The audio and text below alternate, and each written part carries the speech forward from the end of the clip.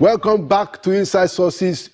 Today, we are going to continue our conversation on the state of the nation. Remember, we have started last week to a very wide acclaim of the issues being discussed. And because we couldn't finish the conversation, we are continuing today. To join me in that conversation are the two leading Nigerian public intellectuals with whom I had the conversation last week. Malam Baba Yusuf, to my immediate right, is a strategist, policy advisor, and the group CEO of Global Investment Trading Company. Malam, welcome back to Inside Sources. Always a pleasure to be here. Thank you for having me, Prof. Thank you so much. Thank you so much. And to his right is Mr. Martins Oloja, a columnist with The Guardian and formerly the managing director and editor-in-chief of the newspaper. Mr. Oloja, good to see you again on Inside Sources. Yes, always a pleasure too. Excellent. Now, so we got to the point last week, but we couldn't get to the issue of what has happened in NDC.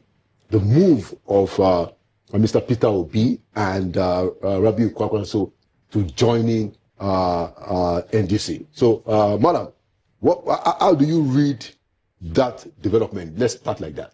Well, thank you for that question. It's a very interesting development, and rightfully so. His Excellency Peter Obi and Rabiu Musa Kwankwaso did what I call the sensible, reasonable move, given the situation in ADC.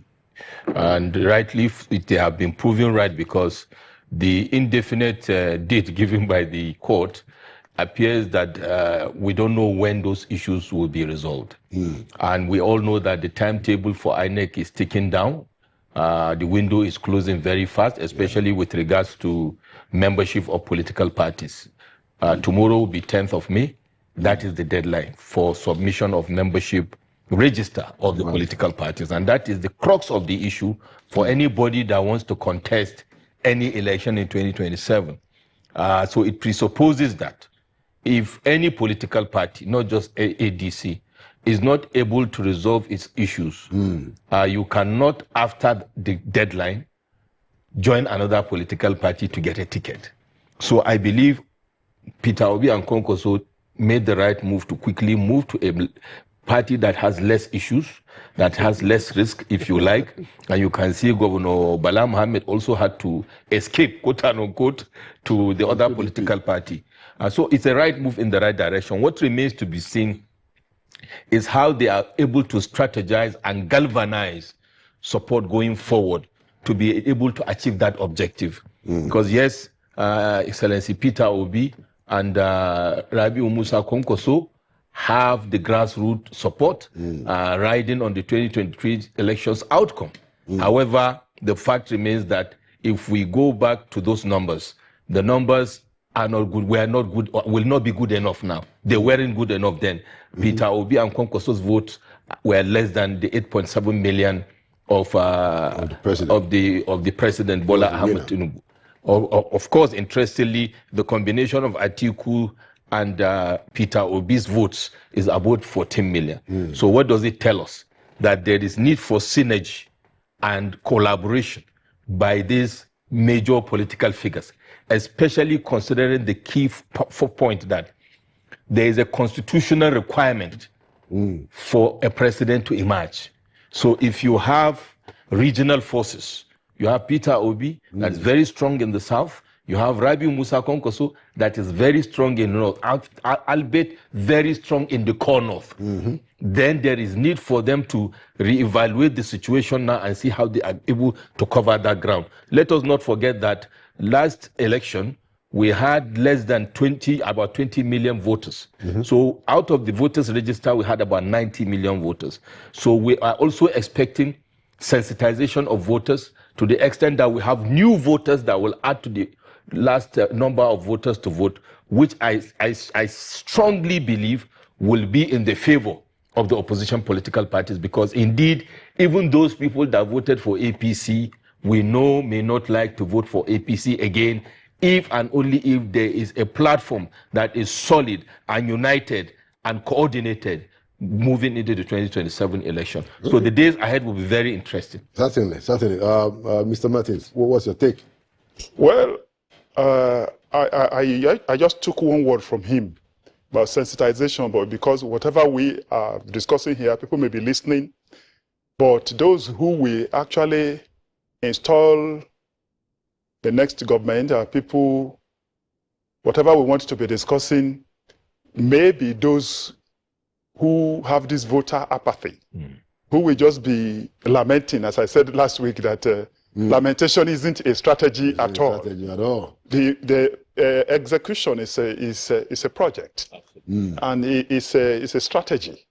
You may find some orators. They may be able to move people, but if you do not follow the discipline of execution of your strategy, you are not likely to get anything. So I want to just take it from there that whatever they are doing, whether in any of the political parties, three things. One, I want to appeal to our political editors and correspondents not to be seeing any movement, any disagreement as a crisis on the front pages. That there's a crisis here. Like, whatever is happening is the nature of politics.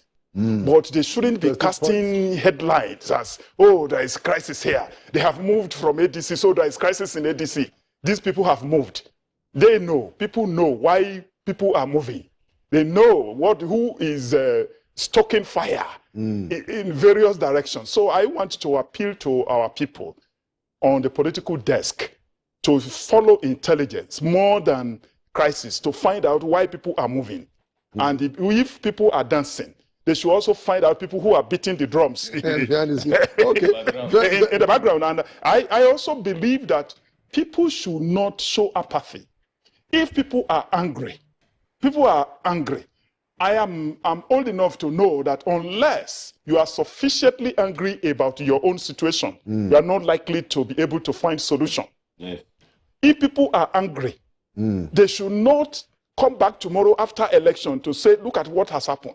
What did you do when the process was on? Right. I said something from what I wrote before. I quoted somebody who will say this way, even in a paraphrase, that if you are too important or too old to register to vote and to be involved in this political system, you are not too old to be ruled by the people you don't like, by Ushins, idiots, all sorts of people, all sorts of characters who are involved in the system now. So people should not just wait for analysis of how certain things happen. They should be involved. I am happy about certain data that I have seen. And people who are talking, they say, wherever Peter goes, we will go there. Wherever Kwankwaso goes, we will go there. Wherever this, let the people be saying so. And also a message to people who are doing propaganda that this is the age of the big data, age of digital journalism, age where journalism has become a form of conversation, and nobody can, no idea, no power on earth can stop conversation. You can stop politicians from doing certain things through propaganda, but you can't stop politics and discussion of politics. And they should not be attacking people. I was just asking a pertinent question when we had some informal discussion before coming in here. I kept wondering, why have they been attacking Peter Obi for the past 3 years? Even some political analysts and political editors should find out what is the reason. For the past 3 years, since 2023, after the general election. What's your view? Your view, the question. Yes, that's what I am asking. I'm not a political editor. I am feeling that it is curious that some people have decided to make it their bit to be attacking Peter Obi. They should let politicians, aspirants be. Whatever anybody is doing. I don't believe in attack at this time. Nigeria is one of the most important countries in the world. Regardless of what we are saying, is the most populous black nation on earth. No matter what we are saying, we are blessed. And we shouldn't be doing politics of bitterness. Say, remember the politician who said politics without bitterness. It was Ibrahim. There should be politics without bitterness at this time. Great Nigerian People's Party in the Second Republic. But you know, and I want to start from you. I'm going to interrogate that in a critical way, and then starting from you, both of you, I would like you to respond. So I get your point that, look, yeah, this is the guy had to escape, to go to NDC, and even Martin even took the point that, no, hey, why are they attacking this guy for all right. My view is that they will attack him because, he put up a surprise in 2023 that nobody expected. So he had become a target, So I don't think we should be surprised that they're attacking him. But yeah, it can be propaganda, of course, which is also open. Yes. But the question I want to ask you, Martin, is that, so what about those who say that Obi is moving, jumping all over the place, is not building a political party? He had Labour Party, why didn't he develop it?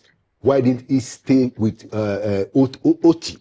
Because right now, LP, as a matter of fact, is even stabler. If you look at it, they have less issues than PDP and ADC. So how do you respond to the fact that he has not been able to endure and build a platform? So since 2023, he has moved from LP to ADC, from ADC to NDC. How do you respond to that? Starting from Martin. You know that there is a build-up. You knew what happened at the time he was planning to move. The way they were dealing with PDP was the way they were also dealing with Labour Party. That they got a particular person, when they caught, will even say that so has been removed. He will even come up and say nobody has removed him. You know that this is a place where politicians interpret a court judgment, court ruling, the way they like. They don't. It was the same way. They created some crisis within Labour so that Labour would not be able to contain him. And when he saw everything, some will go and suspend him. Some will go to the extent of taking him to court that he's not even a member. There was a particular person who was moving from place to place. And you will see that some of those people were meeting with some adversarial sources. Yeah. You know, yeah. So he wouldn't be comfortable. Other people paid the first case. You will see that the piece you were talking about returned to Labour Party after he had left. Yes. If he was still so there, that they wouldn't have had the person. Okay. That's a very important point. Okay, because I was saying that, look at it now. If you had stayed, but your argument is that, no, this piece of Labour Party would not happen if he was there. Yes, he was there. Okay, Madam, how do you respond to that? Especially, because people are saying that we are not seeing a lot of his own ideas countervailing alternative ideas. All we see is just trying to get a platform. How do you respond? Thank you very much. I would like to also lend a voice to that very important question about the attacks on Mr. Peter Obi. And my feedback to the obedience and now the OK movement is that in strategy, you use your inertia to your advantage. If I was in the strategy team, I would tell them, bring it on. The more the propaganda and the attack, the more popular they become. Yeah. Remember when President Barack Obama, then candidate Barack Obama, even before the primaries when he came on board, and the attacks, the racism, the establishment attacking him, he used it to his advantage. And you remember how Axel Rod, David, used the platform, the social media platform, to galvanize support for Barack Obama. And they now rode on that momentum.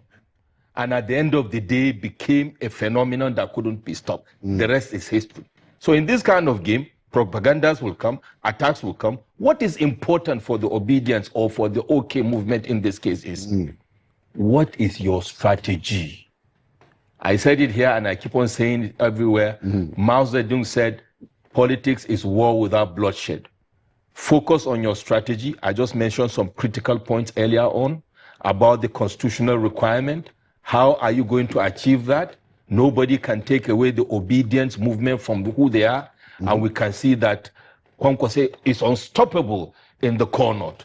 But then when you do your gap analysis in your strategy, because this is the reality, how do you close the room and speak true to yourself with the objective of what? Winning this election. As they say, talk is cheap. You can't talk your way into power. Neither can you insult your way into power. If you are able to mobilize and strategize properly.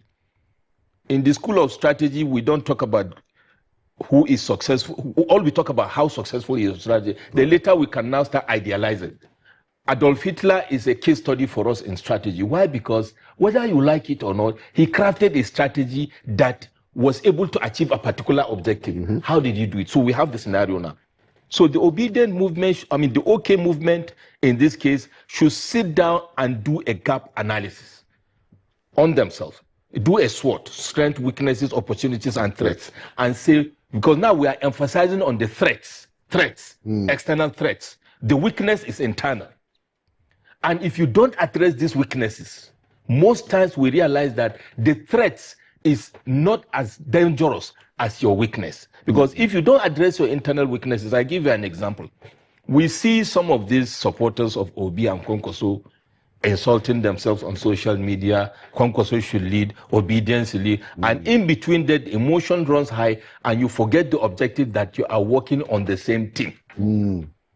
It is counterproductive for obedience to talk down on Kwankwasia people. It is counterproductive for Kwankwasia people to talk down on obedience. It is even worse for obedience or Kwankwasia to insult Atiku Abubakar. Whether you like it or not, Atiku Abubakar is the biggest opposition political figure in terms of numbers today.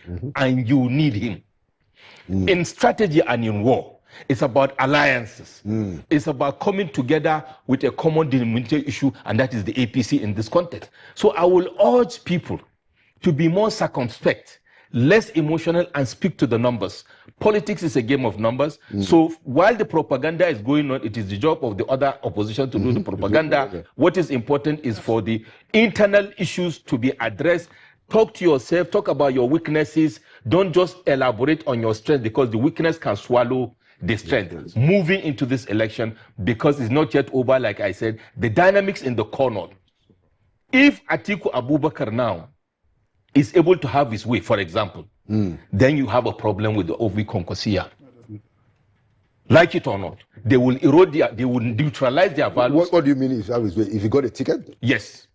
If we get, let's do two scenarios. If he gets the ticket, of ADC, this is a man of ADC. No, he gets the ticket of ADC one. Don't forget Amicha and others are there. We shouldn't talk down on them. They are credible candidates. But let's assume the problem of ADC goes away.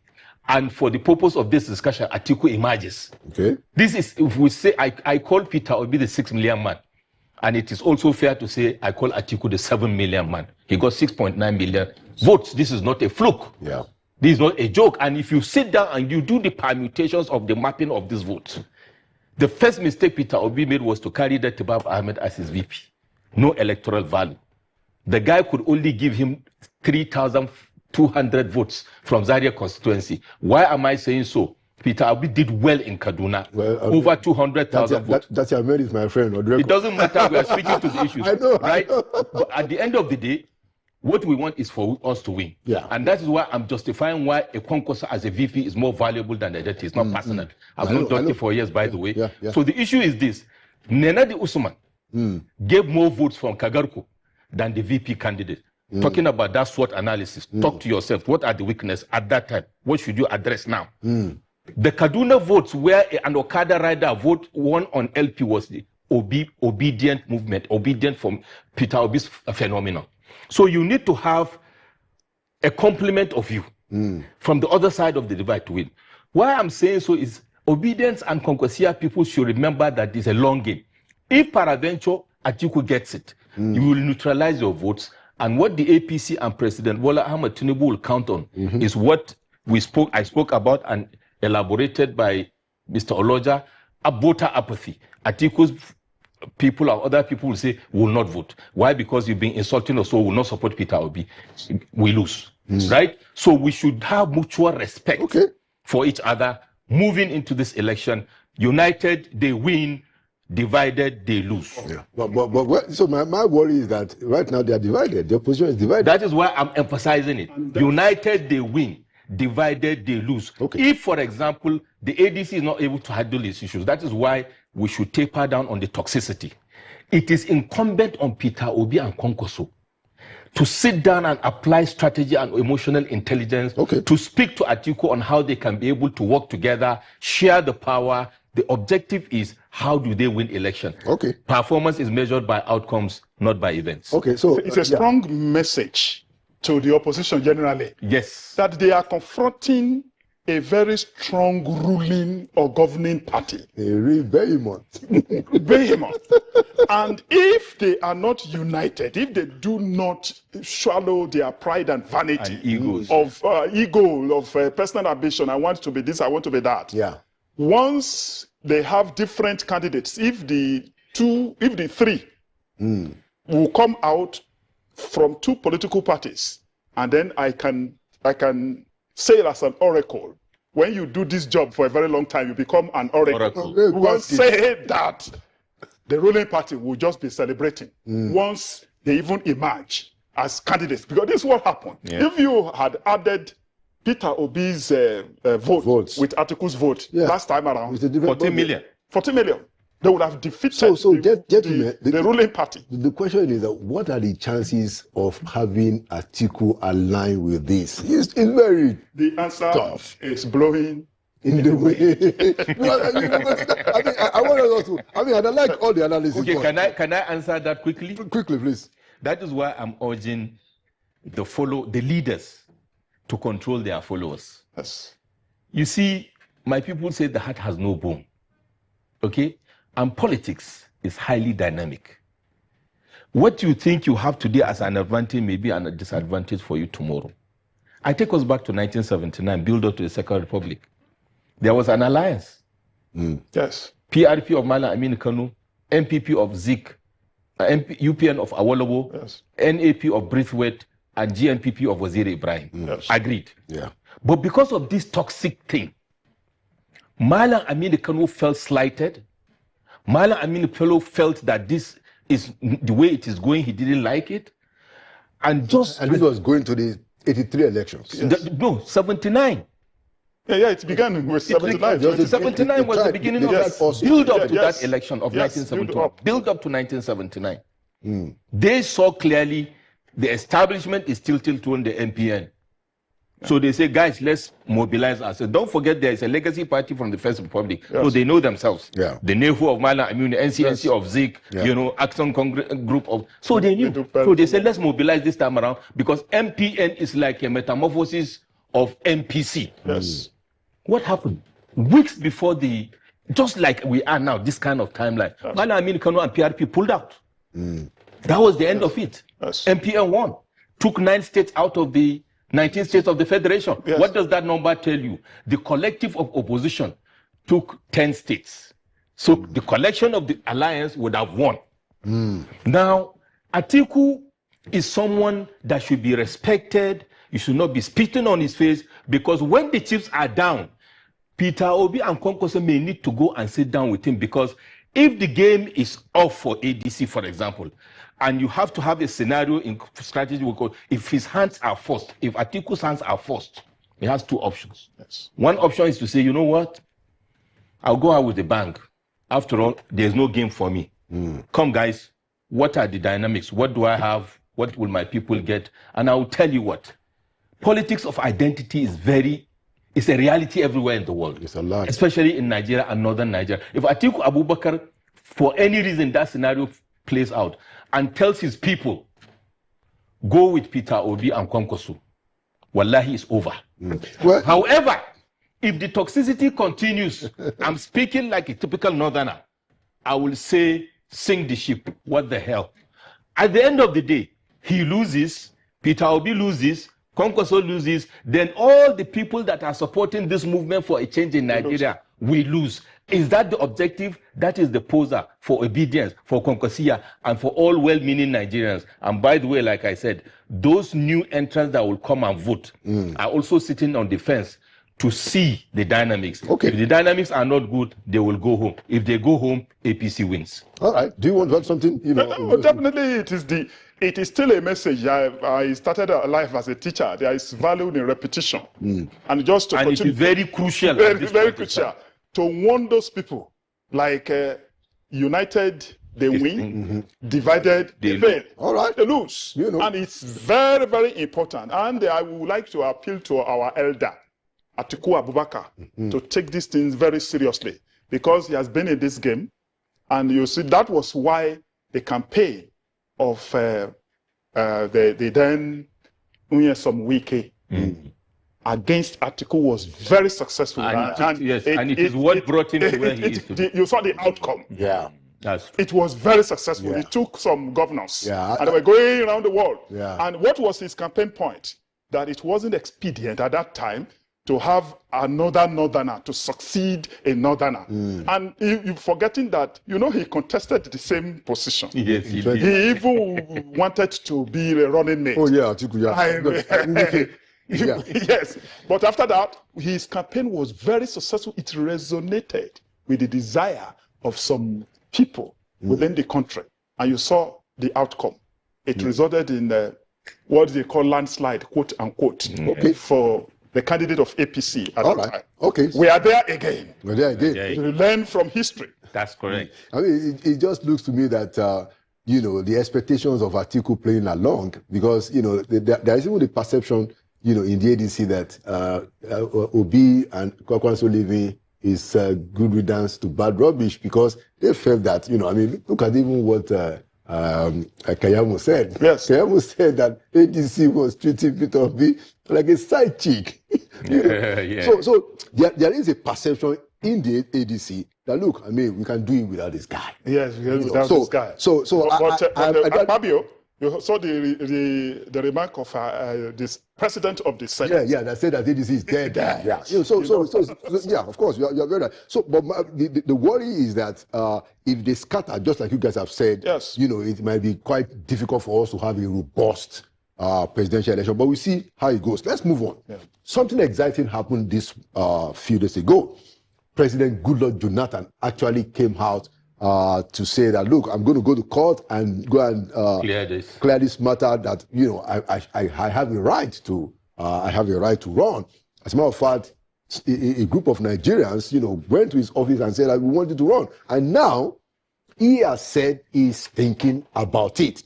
Now, I want to connect that to PDP, because PDP is the party that's his party. We don't know, how it's going to work if he eventually decides to. A lot of people close to him are even saying that he's going to run.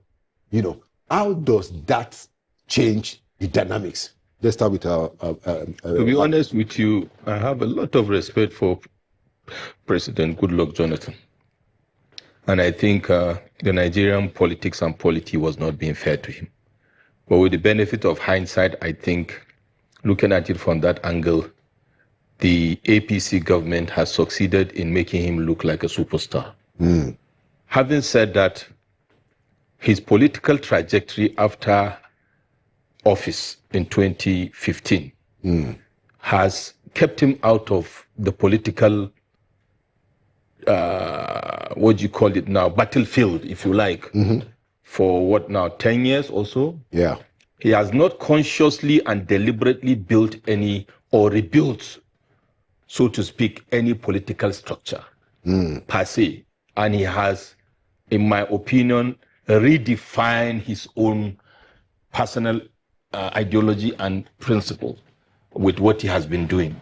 Having said that, it is his fundamental human rights, but what is the viability of his candidature? If you ask me, with profound respect to President Jonathan, he will only succeed in further diluting, the voting pattern of the opposition political parties. Make no mistake about it, even if Jonathan stays out of politics for 50 years, there will still be people that will come out and root for him and vote for him. What does that do at the end of the day to the votes of Peter Obi or to the votes of, any southern candidate per se, and even the northern people that want him to come out? Yeah. So I think overall the opposition political figures, I'm saying it with utmost respect, are blinded by personal, power greed rather than the overall, future of this country, to say, let's all, I can say, I don't want to do this, let us support this, because Peter Obi has been able to, I think, take a chunk of even President Jonathan's hitherto supporters back in the day because of his absence out of the political terrain, because of the freshness Peter Obi brings into the political terrain of Nigeria, right? Yeah. And that has become the norm. So for him to flip that would be a very difficult game. And it's going to be an issue because I don't want to talk about the PDP issue. I just want to talk about his chances, even in the North, right? What will be his chances in the North? Because the votes that would have gone to Jonathan from the North are the votes that Atiku is holding, majorly so. So what will happen? Where are the votes coming from for him from Northern Nigeria, for example? So overall, I think while he's... And then also his indecisiveness. You know, this... What do you call it? Falsetto shots have been happening for three years. He was coming, he's not coming. He's coming. In politics, that one downplays your political value. So I think he come and run, but I don't, even though I say it will dilute, I don't even think it will significantly dilute it because the momentum of Peter Obi and Kwankwaso, the momentum of Atiku and their structures, and of course the man in charge of the country now, President Bola Ahmed Tinubu, is such that I don't think President Jonathan will make an inroad, and I don't think that will be good for his image if he comes out and he comes a distant fourth or fifth. Okay, so Mr. Martin Toloja, you know, before you answer the same question, there are those, you know, I think about less than a year ago who felt that, look, if there can be a realignment of forces behind Jonathan, that might be a contest, you know, but, you know, in deference to what Madam said, which I also agree that, you know, time is also very indicative. Do you think that Jonathan can bring a realignment? Because that's the only way that he can actually bring any force. Do you think he can bring any realignment in the field? Well, I think it can only cause more confusion for voters. In the first instance, interesting. The elephant in the room is the legal landmine. Yes. I think they amended a section of the organic law for his purpose. For his purpose. Okay. And that one... Can it be retroactive? Because that's the question. Can you make a retroactive law in a democracy? You know, that's the challenge. The people, I agree. The challenge you are talking about, you know, the law is what the judge says it is. I agree. Mr. Oloja, yeah. Especially in Nigeria. Yeah, in Nigeria. The law, even not only in Nigeria, the law in the United States also they change anything. Yeah. You know, there are so many things in Nigeria now that judicial editors are not following. Sometimes even the status of Abuja within the context of a presidential election. The Supreme Court had ruled twice on it before the last election. And the last election, the same Supreme Court took a different position. Different from the two earlier ones that you saw Attorney General Ondokar was trying to speak to it. He was forced back to the newsroom to just amend his own position. Yeah. You know, this is Nigeria. So that aspect, you see what has been happening in Ondo State to the governor about this third term. And it has already affected him. It has already affected him. Yeah. You know, but that one is definite because that one came up after the law. But the one of Jonathan, you see that he is in court. He was in court earlier this week on this same issue. But you know that the justice environment now, you know what it is in Nigeria. Nothing is certain. Nothing is certain. And you know the ruling party will want to do everything that is legally possible to ensure that that landmine is not removed. Okay, so but then, be that as it may, that one is an elephant in the room. But some people may not touch the elephant. Even if Jonathan comes on now as a candidate, it's going to be a tragic development for the opposition trying to take over from these people.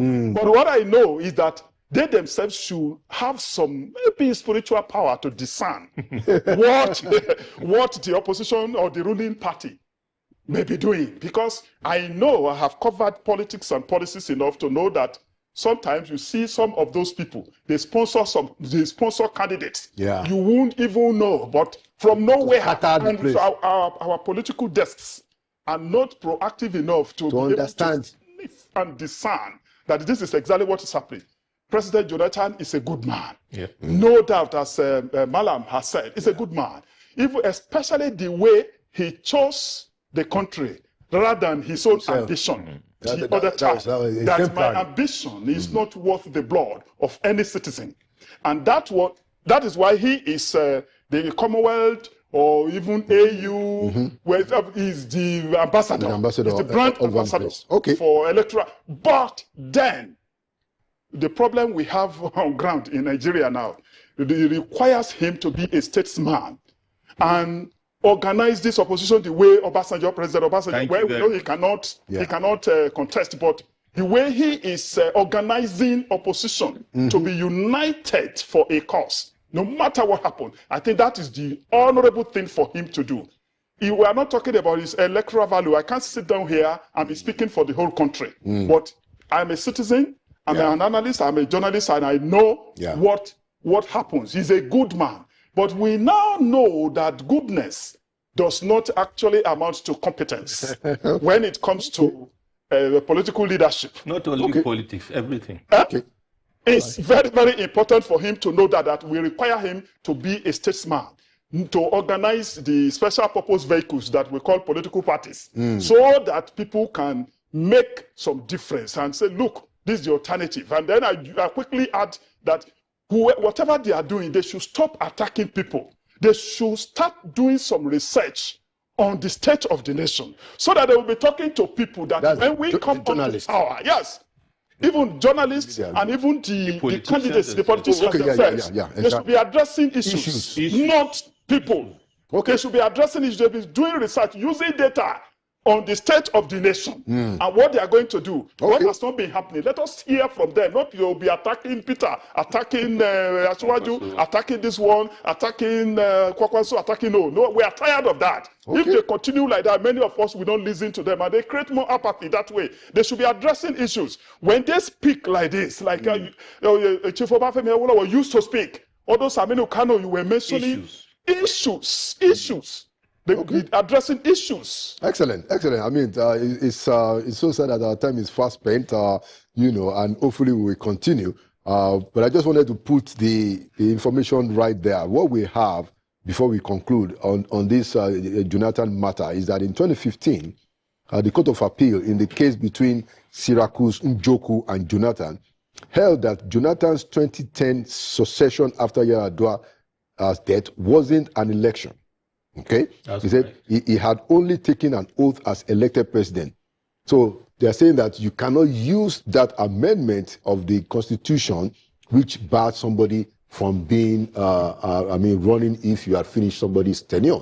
So the Court of Appeal already says that that was not an election. It says that, well, it is a constitutional procedure that had to take place. But I align with you that whatever it is that is happening, it's not the Supreme Court. Yeah, of course. I just to put it out, just so people are informed. Yes, it's very important to make people informed.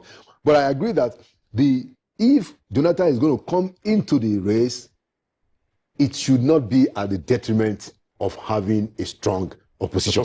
Because for whatever it is worth, whether the president can beat them or not, I think it is in Nigeria's best interest to have a strong opposition so that Nigerians can have a choice. Anything that dilutes that choice may not be in the interest of the people at the end of the day. So I can agree with that, and I think that's a very good place to stop. Thank you so much, gentlemen, Malam Baba Yusuf and Mr. Martins Oloja. Thank you for coming to Inside Sources. Thank you for having us. All right. Thank you.